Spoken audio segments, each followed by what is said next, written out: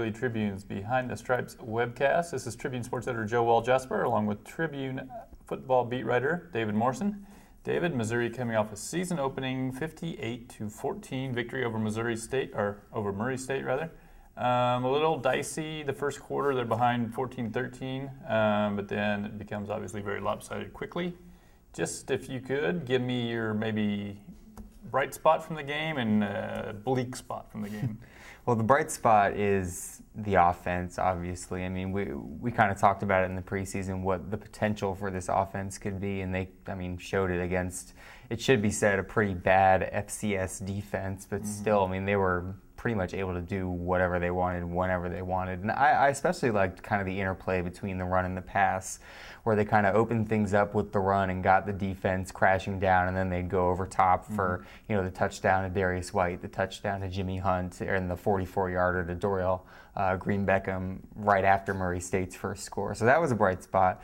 The kind of bleak spot would be the performance of the defense in the first quarter especially, and especially the front seven. It seemed like they couldn't get much of a push on the pocket at all, and they just allowed a lot of escape routes for the quarterback, Mikael Miller, to get outside and run and just keep gashing them with scrambles and even through the air too. I mean, they were getting 8 or 9 yards a pop kind of in underneath routes and kind of the soft middle of the zone. So, I mean, that's obviously something that he just shored up before they play teams like South Carolina, Georgia, teams like that. Yeah, I think maybe the brightest spot for me was, Henry Josie had the most touching moment, and the one I think everybody felt the best about. Maybe the one that was the most promising thing I saw was that Russell Hansbrough, he looked really good. I mean, he played some last year. Probably was best known, unfortunately, for getting body slammed by an Alabama player, or suplex, I guess it was, to the point where Nick Saban called Gary Pinkel to apologize. But he looked really good. Really, quickness kind of caught your eye and had some big runs. They were getting a lot of large holes to run through, but he was making the most of them. He was getting through them in a flash.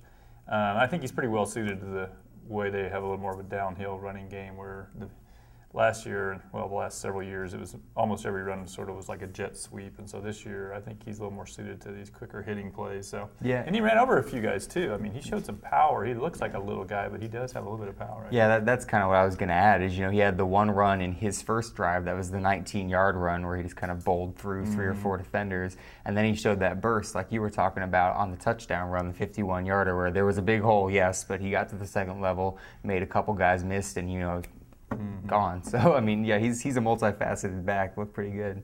Yeah. There's a lot of talk about how Missouri was going to handle its quarterback situation. It appeared they decided they were going to use Matty Mock for a possession in the second quarter, which they did for 2 plays. And then on a 3rd and 1, they took him out and put in James Franklin to run a quarterback sneak, which he did successfully, and then just never took James back out. And so Matty Mock cooled his heels until kind of mop-up time. So, what does that tell us about Missouri's, the way they want to play their quarterbacks? Well, yeah, that one kind of confused me because they've been saying they don't want Franklin to run as much. Matty Mock appears to be like their running option more of the two, and yet on a 3rd and 1, when all they wanted the quarterback to do was stand under center, take a snap, and fall forward, basically, they brought James Franklin in. So that was kind of confusing. I think they were worried about him fumbling. Yeah, that could have been. And that was another thing, too. I think the game was closer for longer than they expected it to be. So they wanted to get Mock in the first half, but they really couldn't find an opportunity to do so until the game was comfortably out of reach in the second half. But I mean, the way that they used him, I think he was in for 17 snaps. He threw 3 passes and handed off 14 times. So they didn't really expect him to do all that much. The 2 passes he completed were quick little kind of designed, one of them I think was a quick screen to Sasser. The other one was a little button hook to Levi Copeland, if I'm not mistaken. And then the one play that they had for him where they just kind of, had the receivers go downfield and had him make a read, he got flushed from the pocket and threw it away on a 4th down. So, I mean, it kind of tells me that they don't really trust him to do, the full offense at this point. They've just kind of got little mock sets almost with, a lot of read options and a lot of quick hitting passes that he can make.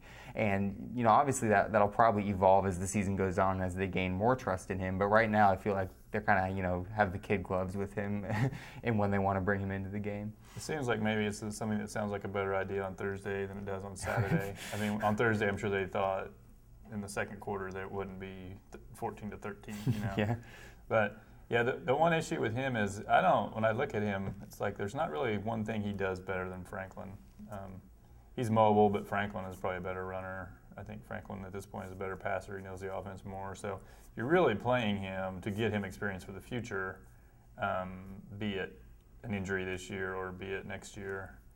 But I think as these games get tighter, I think that's not really going to be a priority. I mean, they have to worry about the now. So I don't know. I kind of question how much we'll see him other than mop-up situations going forward. Well, they did show an interesting look on the Josie touchdown run. They had Mock in at quarterback, they had Josie next to him, and then they motioned in Marcus Murphy from the slot right before the snap. So that's kind of an interesting triple option look, off the snap. But I mean, like you said, they probably could do that with Franklin too. I mean, he's also a run threat. So yeah, I mean, I tend to agree a little bit with you.